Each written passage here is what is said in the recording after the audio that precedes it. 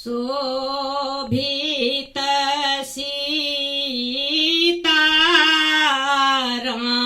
सीताराम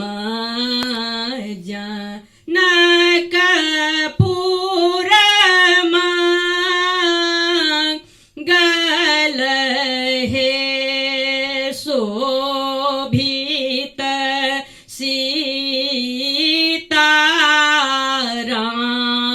सीताराम जनकपुरमा गल हे कौन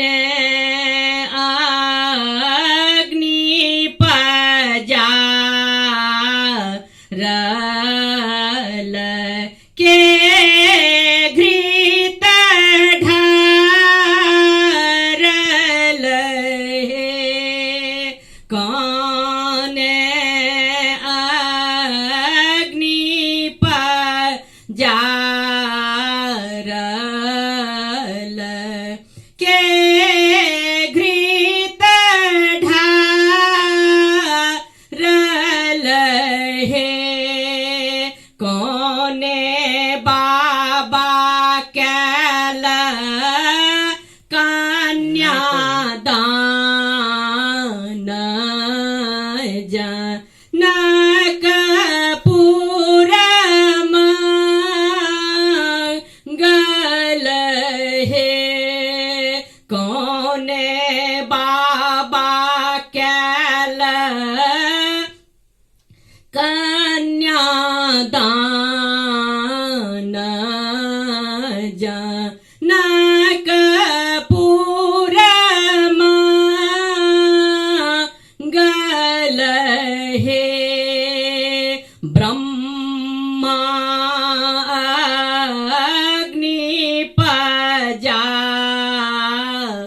पजारल विष्णु घृत ढारल हे जनक बाबा कैल कन्यादान जनकपुरमा गल हे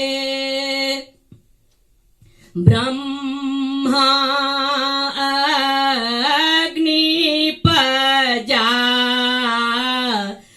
पजारल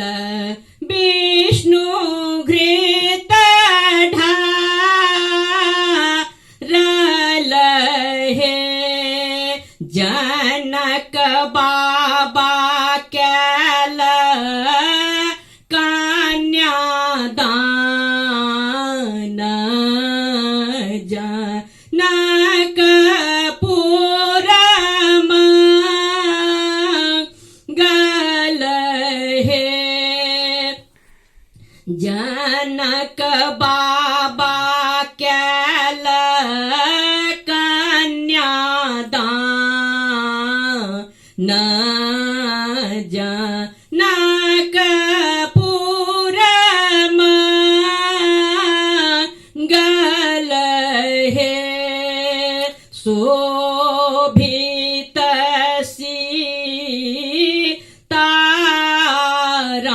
सीताराम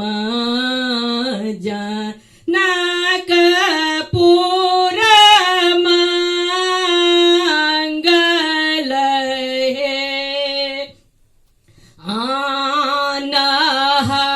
सुरो खींचू नरिया की पियर पीतांबर हे आनह सुरो खींचू नरिया की सिया पहिरा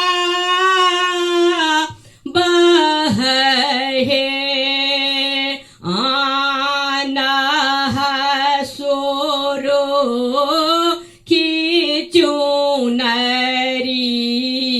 सिया की सिया पहिरा बहे सीता के करो सिंदूर दान भै शुभ